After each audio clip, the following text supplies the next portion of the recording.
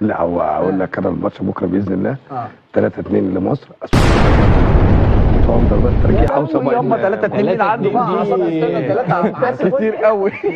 انت وديتنا وجبت لنا 3 دي احنا نروح بقى ونيجي هي كمان مع الماتش صعب هيبقى، مش هقول لك بس هنفوز وربنا ما نكمل ادي 3-2 دي، سواء ضربات ترجيح او سواء في الماتش هينتهي 3-2 والله العظيم. ده الشيخ قال لك كده ولا ده ايه؟ لا انا عم حسن والله عم حسن. ربنا عم الله اكبر عليك، ايه الحلاوه دي؟ ها مصطفى ان شاء الله. بس قول لي اي حاجه ثانيه غير ان الاهلي هيكسب.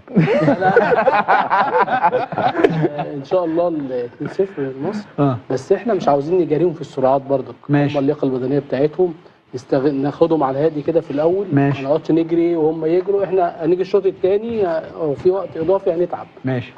نخطف ونجري كده. هنكسب ولا هنعمل ايه يعني؟ ان شاء الله 2-0 لمصر ان شاء الله. وهنحتفل هنا بكره بيهم ان شاء الله. ان شاء الله باذن الله. متشكرين جدا جدا.